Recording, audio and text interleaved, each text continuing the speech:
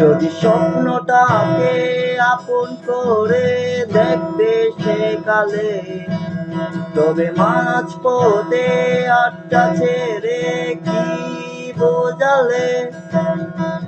ভালোবাসি তোমায় আমি একথা জানি, তবে বলবো না আর আগের মতো। এখন আমি অনেক ভালো, তোমায় ছাড়া থাকতে পারি বলে না তো কেউ আগের মতো।